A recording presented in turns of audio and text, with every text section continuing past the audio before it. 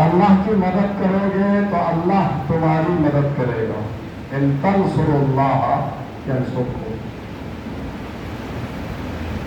کہا اللہ وہ ذات جو علی کل شیء قدیر ہے، کہا یہ بندے ناچیز ناتوا جو اسی کا کی مخلوق ہے، جو سراپا محتاج ہے ہر آن ہر لحظہ اسی ذات کا محتاج. کہا یہ بندہ اور کہا اللہ کی نصرت اور مدد. لیکن بالآخر قرآن کی آیت ہے، اللہ خود فرما رہا ہے ان تنصروا اللہ ینصرکم. اگر تم اللہ کی مدد کرو گے تو اللہ تمہاری مدد کرے گا.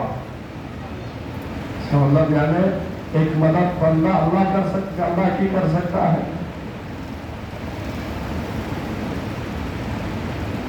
ہمارے ہاں مدد کا جو لفظ ہے اس کا مفہوم جب یہ کہا جاتا ہے مدد نصرت تو ذہن میں یہ مفہوم ابھر آتا ہے کہ کوئی عاجز ہے، ناتواں ہے، ضرورت مند ہے، محتاج ہے دوسرے کی مدد اور تعاون کا.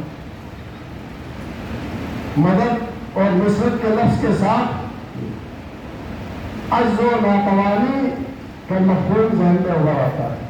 یہ تو علیہ اللہ اللہ کی ذات کے ساتھ اصل قابل تصور نہیں ہے کہ نعوذ باللہ خدا عاجز ہو، ناتواں ہو، محتاج ہو ہماری مدد کی، ضرورت ہو ہماری مدد کی اسے. علیہ باللہ یہ تو ہو نہیں سکتا. وہ علی کل شیء قدیر ہے. یہ ایک آیت. دوسری آیت ارشاد فرمایا من ذا الذی یقرض اللہ قرضا حسنا فیضاعفہ لمن یشاء. کون ہے جو اللہ کو قرض حسنہ دے؟ جو قرض حسنہ دے اللہ کو. قرآن کی آیت ہے.